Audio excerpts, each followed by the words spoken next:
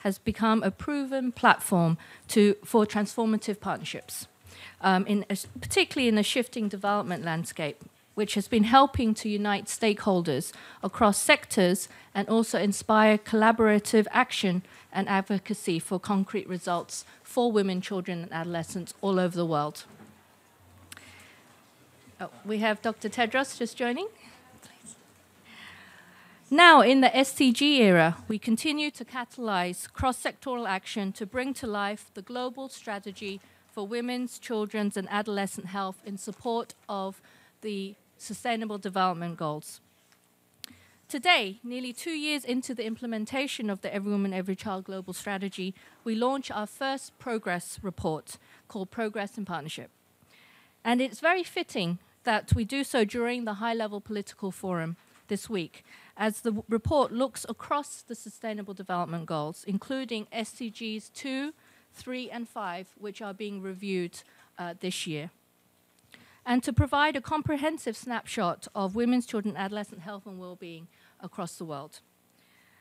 To help frame this discussion, we have a statement from the UN Deputy Secretary General, Ms. Amina Mohammed, who has and continues to be a champion for Every Woman, Every Child, along with the UN Secretary General, Antonio Guterres, who chairs the high-level steering group for Every Woman, Every Child, along with President Bachelet of Chile and Prime Minister Desalegn of Ethiopia. So without further ado, I will turn to Michel Sidibe, the Executive Director of UNAIDS, who will read a statement from the Deputy Secretary General and then followed by his own statement on behalf of the H6 as chair of the H6, which is a very unique partnership effort across the health-focused UN agencies.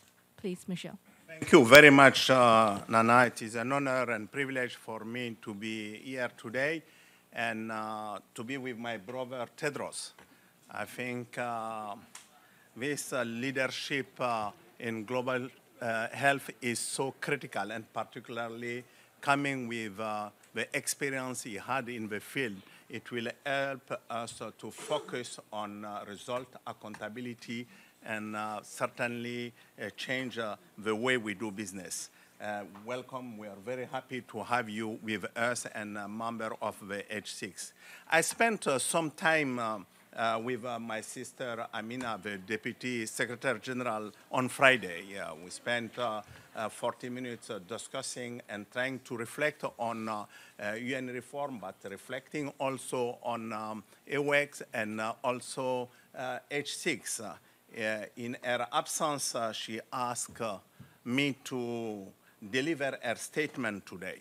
Before, allow me just to say that her strong, and I said her strong and unwavering commitment to EWEC's mandate is underlined by all of us. Every single day we can see her pushing the agenda of women, adolescents, and children. So I want to say that she wants this EWEC to become a true transformative agenda for adolescents and children. And allow me just to read her statement. I am proud to see the inaugural progress report, which is here, the inaugural progress report. So I want to just to say that this report is not just about processes, it's about also result. And she asked me to underline the fact that 273 million women and children and adolescents were reached by the 200 commitments during the last 2 years. So it's not just about meetings, it's not just about commitment, it's about also results. And she said, I am glad that the efforts of every woman, every child community are bearing fruit for the health and empowerment of women, children, and adolescents. Globally, health and well-being are improving faster than at any point in history, even in the poorest nations. This transformation has been enhanced by the intervention promoted under the Every Woman, Every Child movement, one of the most successful global multi-stakeholder partnerships in history. Yet, progress remains uneven and fragile. We have the tools and the knowledge to take on persistent challenges and create a better, more just and prosperous future for all. But moving from resolve to universal success will require collaboration, smart investment, innovation, and ambition. Without gender equality and equity, we cannot hope to achieve the better future we are striving for through the SDGs. Women, children, and adolescents, particularly girls, are the change makers who will drive the SDGs forward and transform not only their communities, but our world. By protecting and promoting their health and well-being, we lay the foundation for more vibrant economies, sustainable communities, and resilient societies. I call on all of you to help this agenda forward. We must keep up with our concerted effort to change the future. The time for commitment and action is now to foster progress in partnership. That is the statement of the Deputy Secretary General. Like I said, she is fully committed, and she wants us to take this EWEC in a different level. And on my side, my message will be very short. After reading the message of the Deputy Secretary General, I want just to say that this group is a very important group for us. We are not talking about just a specific group working on specific areas. We are talking about different constituents in this room. We're talking about people who probably are fighting every day to make sure that the voice of those women and children and adolescents are heard. We're talking about civil society. We're talking about people who are bringing innovation. We're talking about private sector. And we're talking about UN partners and governments in this room. And I want to just acknowledge that and say that is important. It's important because the landscape is changing. And it's changing so quickly. Like the DSG underlined in his statement, or in her statement, we are in a moment of change. And we are seeing a seismic political shift every single places. And we need a clear framework which will help us to continue to deliver for those people who are left behind. And the Secretary General new reform will be certainly a very important framework for us to be able to even drive our effort in more strategic but in more concrete way in the field by reaching those groups we want to reach. And this effort you have been starting for some time, Every Woman, Every Child, I think is certainly the most important effort to help us to connect the dots across, I said, issues, because it's a different issues, across agenda and across organization. It's clear that we will not achieve our goal if we work in isolation. It will not be possible for us, at least during this new phase of SDGs, to deliver without start thinking about how we bring cross-sectorial approach. And this cross-sectoral approach will be key. It will help us to quicken the pace, but it will help us to have return on investment. And I want to say that because if you look at just in our own case on HIV/AIDS, just to take that one because it's close to my heart, working with education sector, just bringing education sector on board, 1 year more, I said, 1 year more of schooling, additional year of schooling could reduce HIV infection by 11% amongst adolescent girls.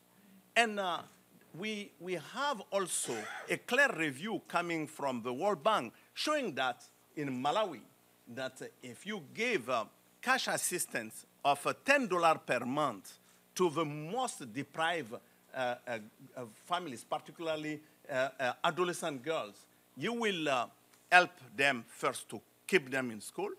But the data is just amazing. You will see that we can see 30% decline in teenage pregnancy.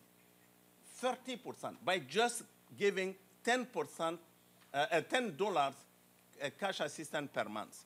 You will have 34% decline in HIV infection, 35% decline in school dropout, and 40% decline in early marriages. So it's clear that we cannot be able to just work in isolation. We need to really make sure that we have this cross-fertilization and particularly bringing policy coherence in whatever we are doing.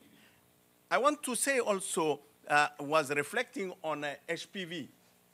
So the number of adolescents who are dying today because we don't have HPV vaccine becoming universal, I know that is very close to your heart, this universalism. But we can change completely the face of maternal mortality in, amongst those groups by making sure that we have HPV available, and we have it particularly also available amongst women who are HIV positive, because we know that they could be 5 to 6 times more at risk. So it's important that we finally think about how we will reinvent our work in terms of data. Data revolution is needed. You will not be able to make a big difference if we don't have a coordinated data information on real time dealing with those critical groups of women, children, and adolescents. We need, it will help us to better advocate, to better frame our social mobilization programs, but also have a more accurate programmatic approach which will target where problems are. And so I want to say working together will be critical to make this effort going forward, and H6 will be central to that effort, and we'll try to do anything we can to bring the effort of each of you into the action so we can make a difference. And I want to conclude because today is Mandela International Day, and by coming here, I just Google is an amazing instrument, and I found this quote from Mandela. There can be no keener revelation of a society's soul than the way in which it treats its children. So I want to conclude with that one. Thank you very much.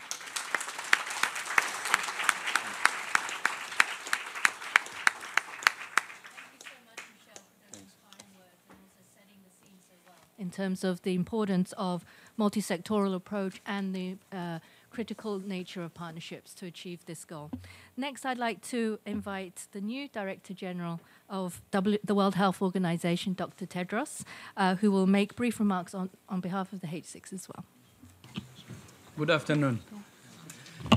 So I would add into Mandela's, it's children and women. Yes. Maybe revising is important.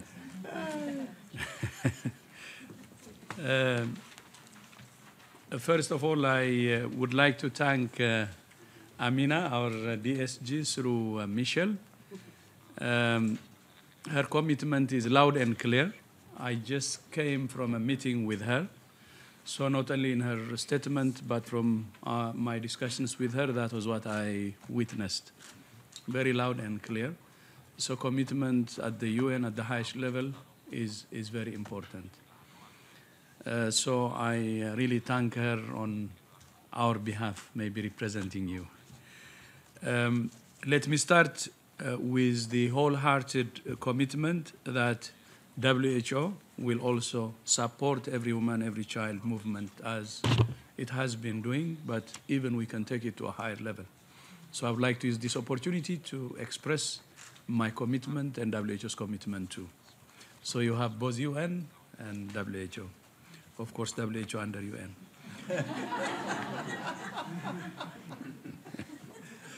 Because everybody has a boss. Yes. And together, the people in the room today have brought new momentum to ensuring women, children, and adolescents survive and thrive. PMNCH has worked tirelessly to bring partners together over the past 12 years. And it was an honor, actually, to co-chair PMNCH with my good friend and brother, Kul Gautam, some years ago. My boss. He was my program director in UNICEF. Yeah, so when I saw him, I wanted to use this opportunity also to thank Kul for his service and leadership.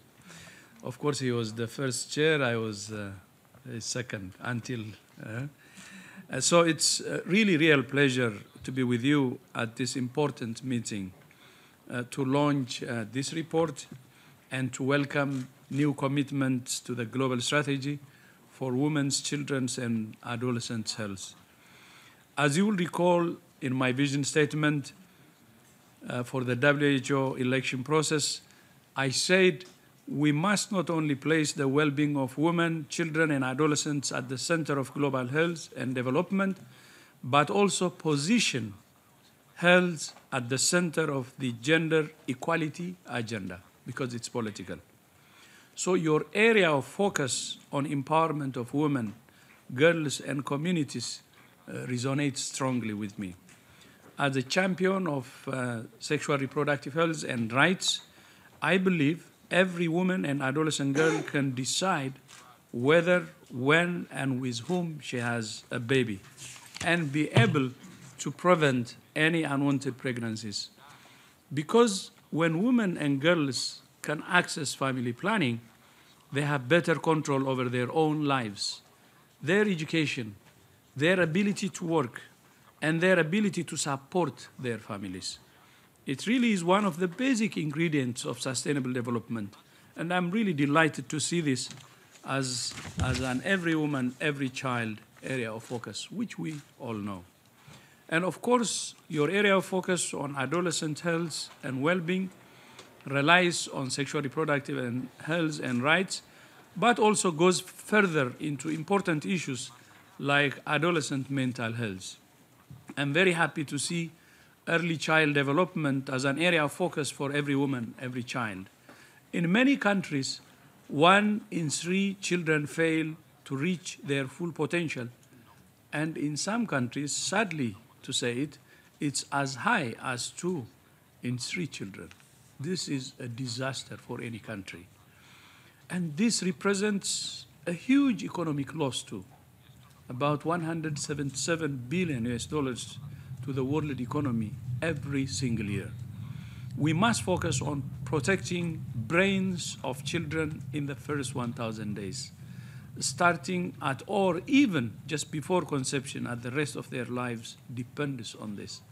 It's the brain of children that defines the prosperity of society in the future.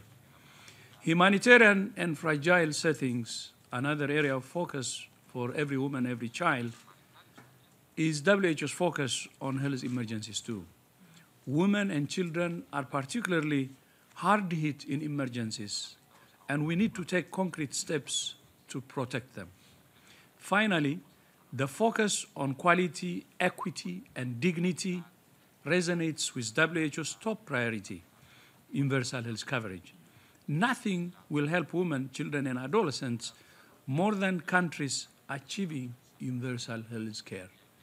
And we shouldn't ask anything less than that. More than 400 million people lack access to essential health services, and 40% of the world's population lacks social protection. This is unacceptable. A disproportionate number of those people are women, children, and adolescents. They're being denied a fundamental human right because health is a right. That's why I believe it's vital for all countries to take steps to get closer to universal health coverage. And that's why WHO is working with them to make that happen. Universal health coverage is the center of gravity of global health. But women, children, and adolescents' health is the center of gravity of universal health coverage. Achieving universal health coverage requires, first and foremost, political commitment. In relation to universal health coverage, the most important element, which is also missing, is political commitment. It also requires benchmarking of countries and case studies of best practices at the country level. It requires innovation, and it also requires data, as what my brother Michel said. That's why WHO is working with H6 partners. We had a very good meeting under his leadership this morning, and others, to track country, regional, and global progress for all global strategy 60 indicators, including birth and death registration, so we can issue reports like today's. Many of us will be back here in New York at the General Assembly in September. Let's use that as an opportunity to come together again to make universal health coverage a reality for every woman, child, and adolescent in the world, so they can truly survive and thrive. Thank you so much.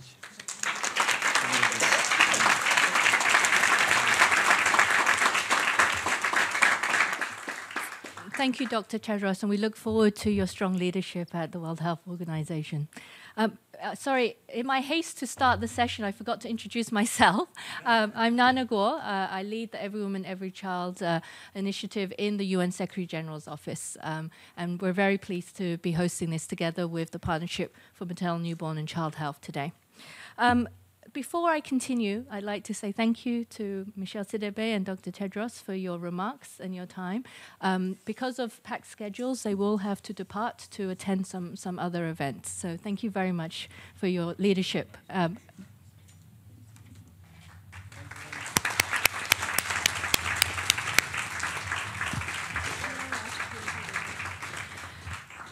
So before diving into our very rich panel next, we'd like to show you a very quick video which helps to set the scene for the progress report that we're launching today. So I think we have those two screens at the back, and I hope you can all see the video. 2010, the United Nations launched the Every Woman, Every Child movement and a strategy to mobilize and intensify actions taken by governments, businesses, civil society, and by the United Nations and other partners. Actions to end preventable deaths among women, children, and adolescents. And to do it soon, within a generation. The effort is building on progress already made. Since 1990, maternal deaths have dropped globally by 44%. The death rate for children under 5 is less than half what it was then. And since 2000, the adolescent death rate has fallen by about 17%. The global strategy also focuses on improving the quality of our lives so we can thrive and help transform the world. By making sure girls and boys have the care, love and support we need to be everything we want to be. Yes, and you'll see that can take many forms as you grow up, from healthcare to empowerment. ensuring access to sexual and reproductive health services and rights for everyone, everywhere. Progress is not always easy in a world where setbacks from war, climate change, and epidemics are common. So what can we do to make sure progress is happening? The movement is mobilizing support for women's, children's, and adolescents' health. It's also bringing partners together to look at what's been achieved and what can be done better. We have a new report that shows we are achieving a lot, but it also shows that we can do more to reach the most vulnerable among us. Toward that end, the World Health Organization has created a data portal to keep track of what's working and what's not. Don't we already know what works?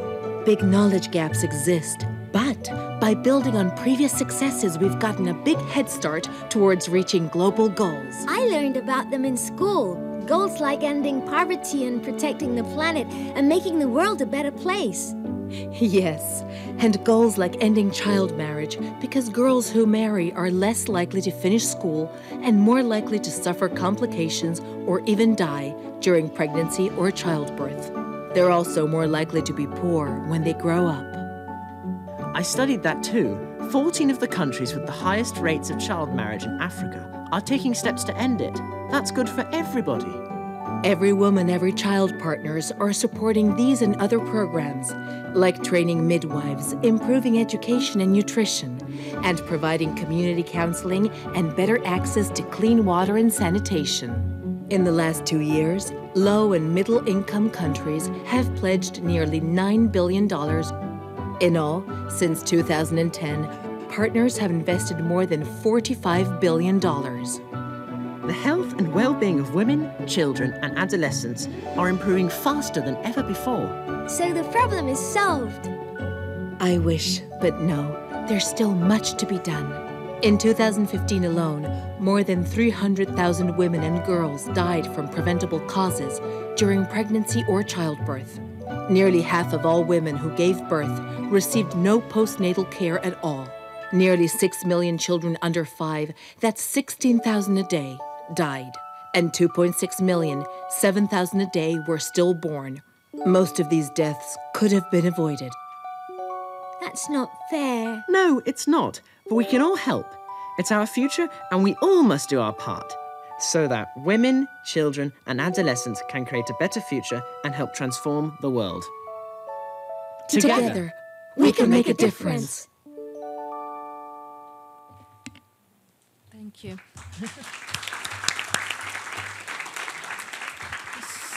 So you should all have a small postcard in front of you, and you can access this video plus the Global Strategy Progress Report and the data on the WHO Health Observatory, all based on this card. So please take it away with you. So next I'd like to introduce Ms. Helga Fogstad, the Executive Director of the Partnership for Maternal Newborn Child Health, who will be moderating the panel.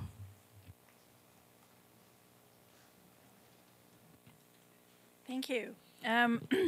So I think as we saw in the video, there is a lot of progress, actually. There is progress not only in the reduction of preventable maternal, child, newborn, and adolescent death, but there is also progress as it relates to coverage.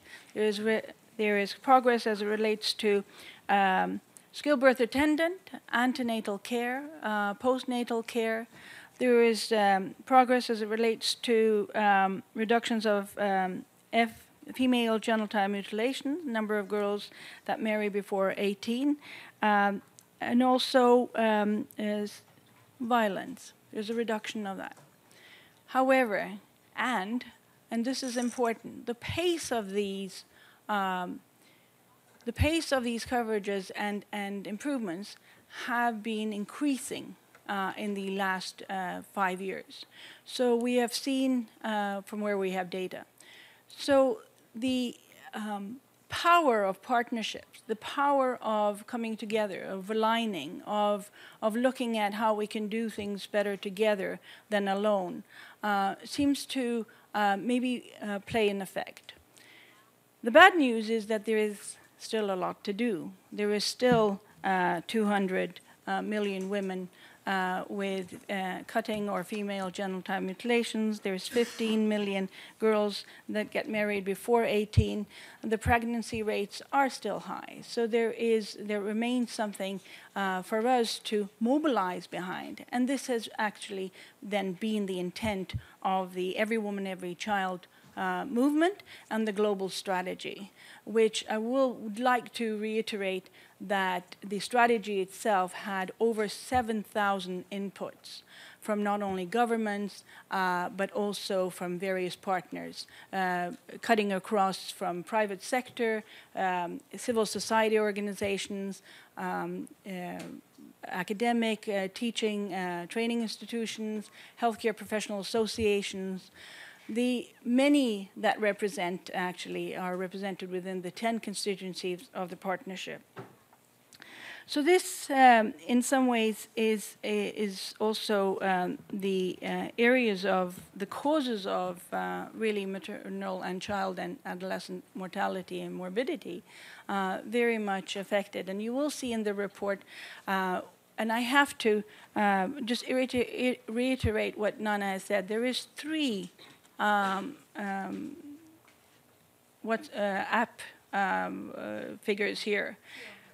There's one here for the report, the other is for the video, and the third is for the global health observatory data. And there is where you can find the 60 indicators. And WHO is really looking after the 60 indicators from various partners inputting on. And I must tell you, it's not only interventions and strategies that are a collective effort from partners, but it's also the data that needs to be collected by many instances. And that is also an area that's improving. What I could tell you also now is that what we are trying to do is establish a baseline. And we are not very far into the SDGs. This is the beginning. And so this is the first report. And I would like to you to bear that in mind when you read it, that the efforts moving forward have been very much for looking into the future of how to better not only register the data here, but also have it available, the baseline, and to see how we can offer traffic lights moving forward so that it becomes obvious that if we keep at the pace, will we reach the 2030 targets, which is really important and an effort that is very much behind this initiative in addition to identifying strategies, effective strategies, and interventions. So moving then forward, I would like to then see and have present to you my distinguished panel here, which we're going to look at not only how well we've been doing, but what moving forward can look like. I'd like to then start with the Honorable Jaime Barros, who I understand you're going to speak in Spanish. So we have an opportunity of using the translations for those of you who need that. Now, I must tell you that I had absolutely the immense pleasure of being in Chile, in Santiago, 2 weeks ago, where President Bachelet hosted a meeting for the Latin American countries for Every Woman, Every Child, where the effort on the intent and focus of the meeting was to increase commitments and increase strategies across borders and within the continent. Extremely exciting. She had written to all her peers in the other countries, inviting them to step up and inviting them to really take action on looking at national budgets and also strategies that cut across sectors as well as multi-stakeholder approaches. So, Jaime, we're going to go over to you and we're going to ask you for some of the inspiration that your leader has really shown us, and also what you can indicate and give an inspiration from your efforts. Over to you. Muchas gracias. Muy buenas tardes a todas y todos. Es un placer para mí estar acá y representar a la presidenta Bachelet. Ya me quitó Elga algunas palabras de lo que iba a decir. Sin lugar a dudas, ella ha representado para nuestro país un gran liderazgo en este ámbito de fortalecer la protección de mujeres, niños y adolescentes. Durante su primer mandato, entre el 2006 y el 2010, se creó un sistema de protección social que es conocido como Chile Crece Contigo y que ha sido ejemplo para otros países, ha tenido resultados que han permitido acompañar desde el momento del embarazo a la mujer que está esperando y que luego al momento de nacer se entrega un apoyo también en la crianza del niño o niña que ha nacido y también apoyo para este niño que está creciendo. Sin lugar a dudas, este sistema de protección fue un gran avance, sin embargo, al asumir el nuevo periodo de gobierno entre el 2014, iniciado el 2014 y que todavía está en curso, la presidenta retomó este tema y se diseñó una política nacional para la infancia y la adolescencia. ¿Y por qué esto es necesario? Pues, sin lugar a duda, los múltiples aspectos que tienen que ver con la protección de niños, niñas y adolescentes parten por la protección de aquellos elementos en los cuales son más vulnerables. Pero lo que se ha pretendido con la política actual de la niñez y la adolescencia es fortalecer a niños y adolescentes como sujetos de derecho. Y por eso la política, además, fue una política trabajada a través de participación de todos los niños y niñas, adolescentes que estaban en condiciones de hacerlo y a través de una iniciativa que se denominó Yo Opino. La presidenta Bachelet ha participado del movimiento de todas las mujeres, todos los niños desde su inicio y nos place mucho el esfuerzo que se ha hecho y cómo se han ido sumando esfuerzos en distintos países y por eso la actividad que recientemente se realizó en nuestro país congregó a representantes de varios países latinoamericanos y también representantes de otros países del mundo. Juntos se firmó un compromiso, el compromiso de Santiago, que apunta a el compromiso de los países institucionalmente a trabajar en conjunto para poder seguir progresando en el ámbito de la protección de niños, niñas, adolescentes y mujeres. Sin lugar a dudas, hay muchas cosas más por hacer, pero mientras más se avanza, es más necesario la asociación, tanto con el mundo privado, con la sociedad civil y sobre todo a través de las fronteras. Un mundo globalizado como el que nosotros nos está tocando vivir, en que las fronteras cada vez son más difusas y hay más movilización de las personas entre los distintos países y los problemas pasan de un país a otro con mayor facilidad. Si no nos congregamos, no acordamos estrategias, probablemente no vamos a ser capaces de abordar los desafíos futuros. El compromiso de Santiago marca un hito en este sentido y esperamos que se concrete en avances significativos. Gracias. Amy, thank you.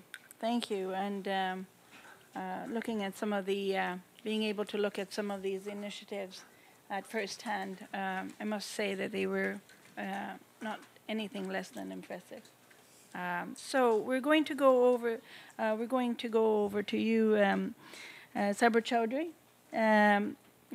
PM, President IPU, and a member of the high-level steering group of the Every Woman, Every Child. So the question for you is, what is the role that parliamentarians can play to unlock and leverage the full potential of women and children and adolescents?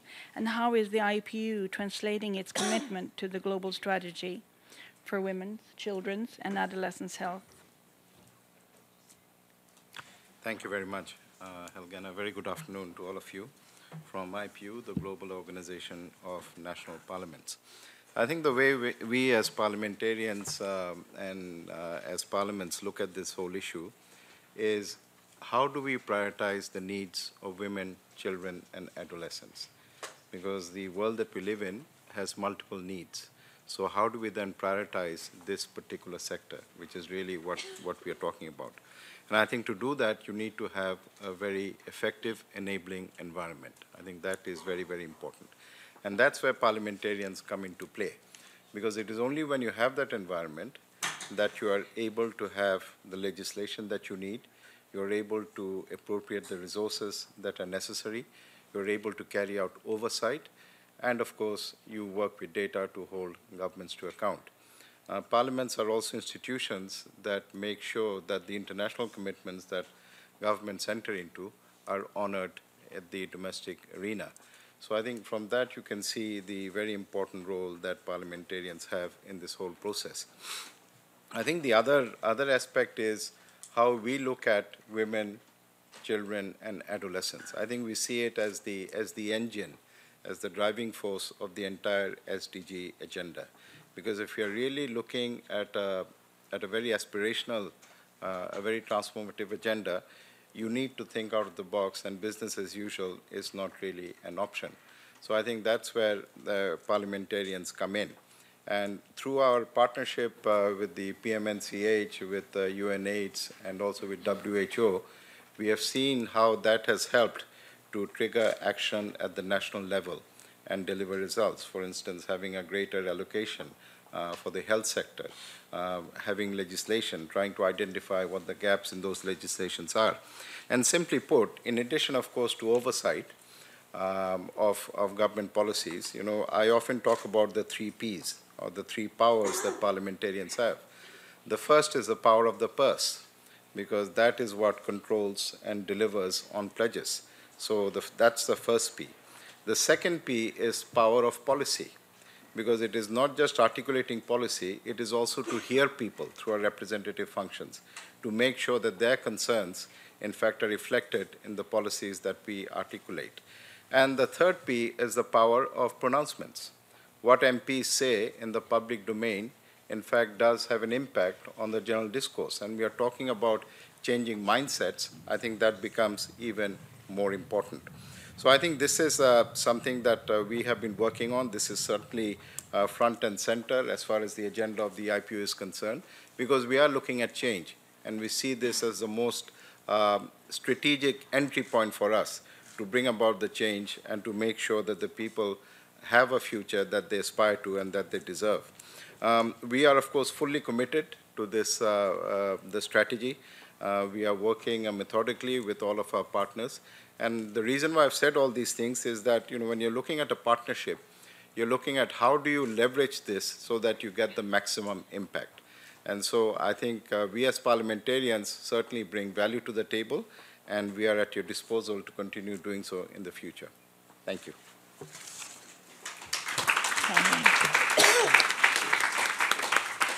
Thank you, Saber. We're going to go onwards. We're doing bad with time. So we're going over to Ms. Bayan Sahadeh, youth leader and from Jordan. And you will speak in Arabic, and we'll have immediate translation from your right. So you do not need to use because there will be translation of another sort here. Bayan, you're doing incredible work with youth and children from conflict areas. Tell us more about your experience in working in this space, including some of your challenges you encounter in your work, and how you see health relating to peace and security.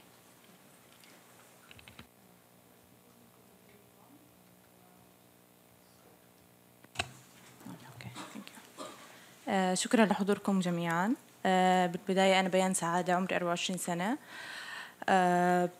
بحب أحكي ليش أنا مهتمة هلأ بالصحة، لأنه مفهوم الصحة إلي كتير واسع، بيشمل صحة نفسية، بيشمل تعليم كتير جيد. Hello, everybody. My name is Bayan, and I'm very happy and pleased to be here. Can everyone hear me? Yeah? Okay. All right, thank you. Hi, my name is Bayan, and I'm very pleased to be here. First of all, I'd like to say that the issue of health is very a big topic that that I'm happy to be speaking about. But I want to dig deep into that topic and tell you why is it important to me. مفهوم الصحة بالنسبة لي حكيت واسع كتير، بشمل صحة نفسية وعقلية كتير منيحة، تعليم واسع وتعليم جيد زي ما حكى حدا الهدف الرابع من الSDGs. بما إنه أنا عم بتعامل مع نساء وأطفال وفتيات كل يوم بشغلي، فكتير بشوف حالات قلة تعليم، صحة سيئة، صحة نفسية سيئة. وبنعرف إنه الأردن هي من أكثر الدول المتضررة أو المتأثرة بالأزمة السورية. The term health to me means having a very good mental, but also physical, but also a mental good health. And from my everyday work and everyday encounter with women and children, I see a lot of women and girls and boys who are in dire situation, specifically mental health and psychological well-being. And as we know, Jordan is one of the conflict-affected states by the Syrian crisis. I encounter a lot of post-traumatic children who have been affected psychologically by the war. وعدد اللاجئين في الأردن كتير كبير، فلهيك بنسمع قصص كتير مأساوية للأطفال. ممكن أشارككم قصة من القصص اللي أنا كنت سامعتها، إنه الطفل بس انحرم من التعليم بس لأنه شاف صاحبه عم بنقصف بسوريا، فلهيك كل ما يروح على المدرسة كان ما يقدر يكمل دوامه. فهاي واحدة من القصص، والقصص كتيرة بنقدر نشارككم فيها.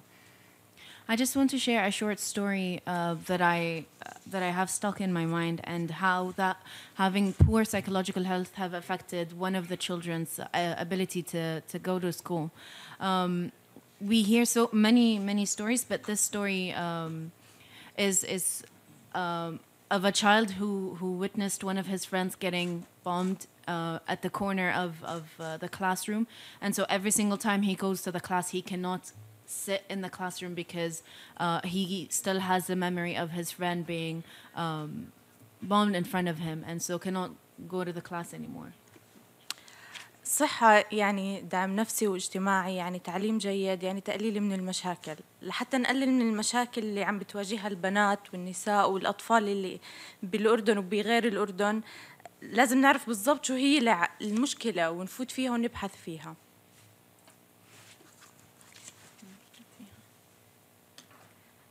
Health means to have a very good psychological and mental well-being.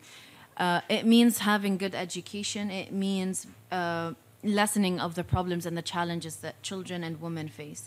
And so to do that, it's very important to identify what the challenges and where the gaps are, to know how to deal with the challenges that women and children face. في تجربة بحب أحكي لكم عنها اللي مريت فيها بآخر فترة بالأردن، هي تجربة الوايبار.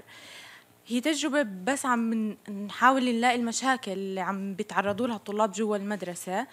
هي واحدة من الأساليب اللي ممكن نستعملها كلنا لحتى ندور على المشاكل، ومش بس ندور على المشاكل، إحنا نكون جزء من الحل تاعها. I'd like to share with you an example that I have been part of back in Jordan, where myself and my peers were able to identify a challenge and a problem. I've been part of a youth participatory action research project, and through that project, my peers and I were able to identify a case, a problem that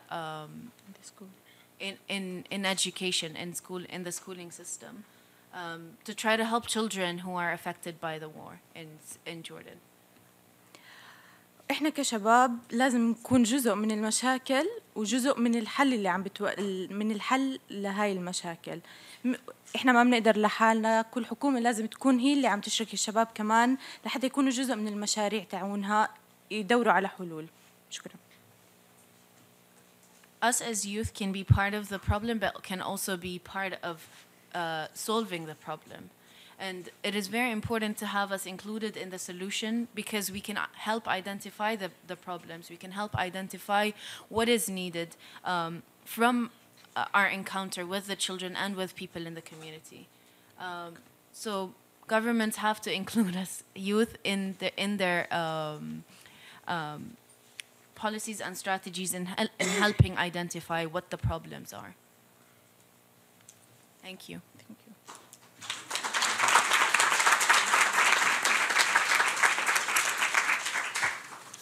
Thank you, Bahan, for also sharing the realities on the ground. I would like to go onwards to Mr. Kul Gautam, co-chair of the Independent Accountability Panel. And this, if you recall, was one of the recommendations from the UN Commission for Information and Accountability that there be accountability mechanisms at the community, national, regional, and global level. And at the global level, there was going to be an independent accountability panel. We called it something else to start with, but we have become wise. And so Kul is the co-chair, and we're going to ask you of the importance of accountability. What role does independent and transparent review play in strengthening the efforts of the international health community to deliver on the Every Woman, Every Child global strategy? Over to you. Thank you, Helga. I will come to that. Let me just start by saying congratulations for this wonderful report. What a colorful report. And the color to me indicates that we need to be optimistic. After all, we're dealing with women, children, adolescents. Now, the world is so full of so many problems, humanitarian crisis, political crisis that we heard about. It can be very depressing. But I think there has been sufficient progress. The glass is half full, or more than half full, maybe 3/4 full, and only a quarter empty. And so let's emphasize the half full or the 3/4 full part. And let me also say to the comments that our wonderful, articulate young participants had here about how young people need to be taken into account as part of the solution. Let me assure you, the report that will come, a similar report in September from the Independent Accountability Panel, will this time actually, among women, children, and adolescents, focus on adolescents. And we are going to talk about not only the importance of adolescents as the beneficiaries of various health services, but as actors, as participants who need to make a difference. So indeed, that is a very important point. Now, we have seen, I think, in those of us who have had a chance to read this report, in the report, and from the statements from the Deputy Secretary General, from the leaders of UNAIDS and WHO, that tremendous progress is being made for women and children, perhaps more than in comparable period in the many, many decades.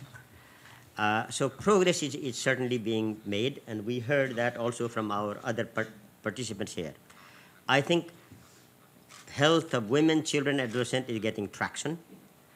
It is gratifying to note that there are strong commitments, but as colleagues have said, the progress is uneven. What does an independent accountability panel do?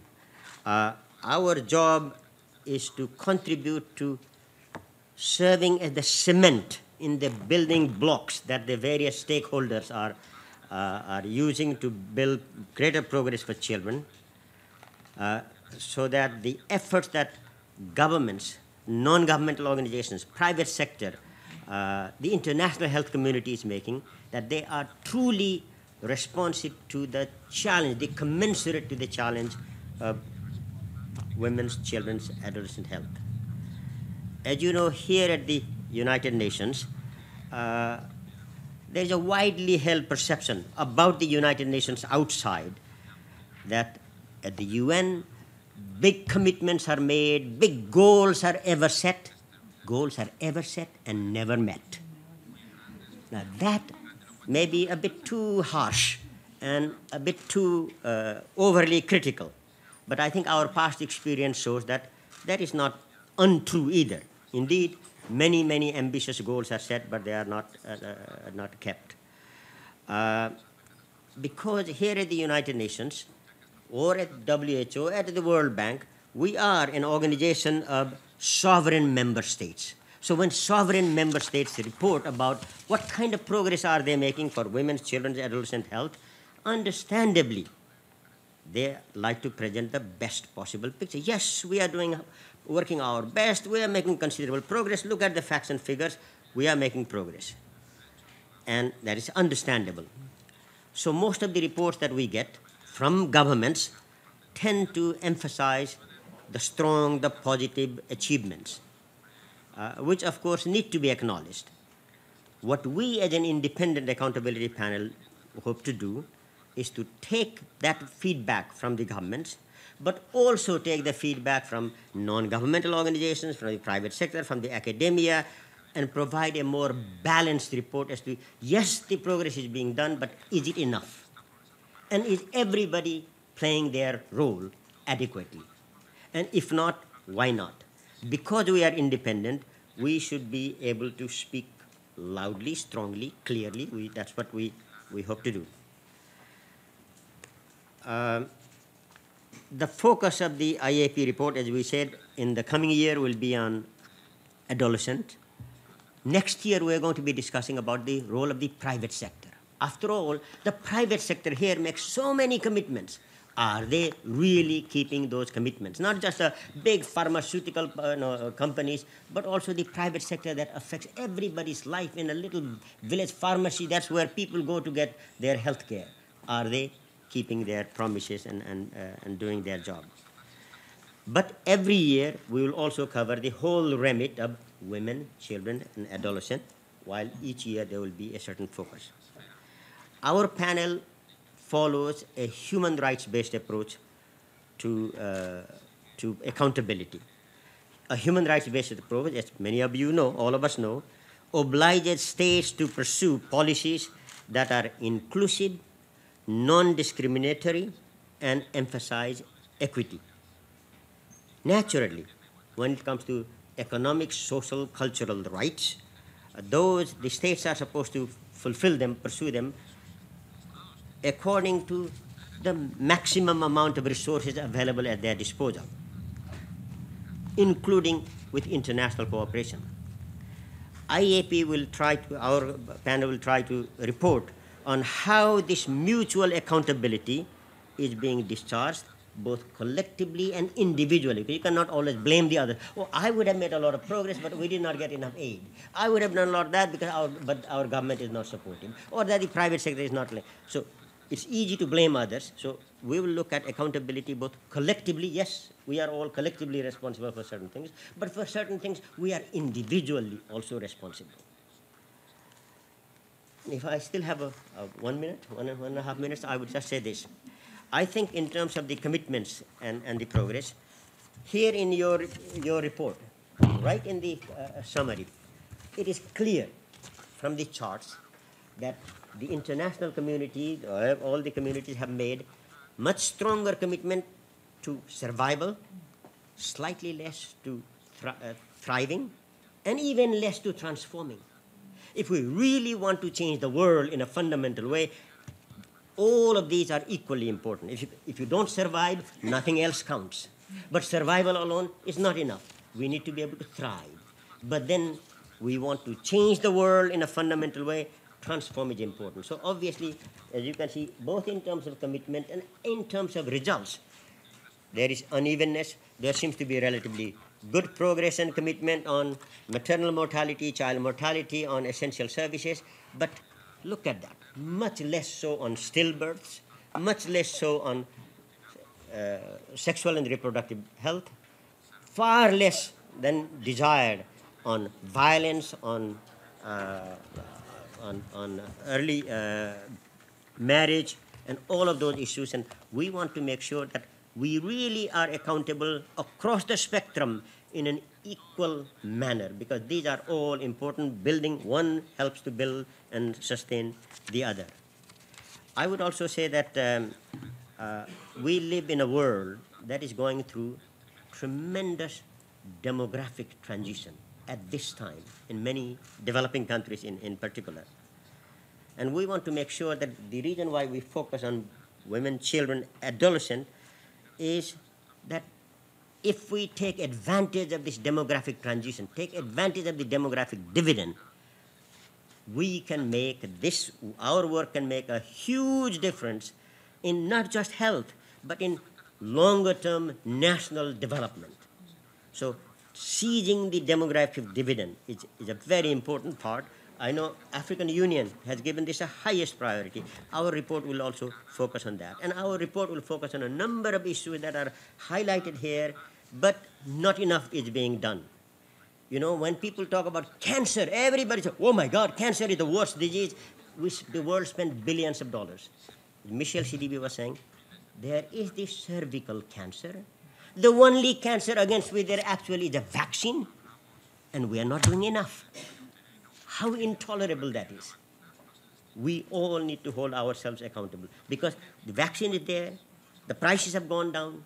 It is dealing with the cancer that frightens everybody, that affects so many women, and that must start with young girls particularly and boys. So we hope to try to bring out some of these issues that we believe, you know, if great progress can be made at low cost, but you are not making the investment, then I'm sorry, you are not taking your responsibility. We want to bring out some of these issues as strongly as we can, I hope without offending too many people, but triggering action. I think that's what our report will try to do, and that's what we see as the job of an independent accountability panel. We are not going to do a whole big report. We will take advantage of reports like this and WHO and other reports and try to distill from them what are the accountability issues that arise. Thank you.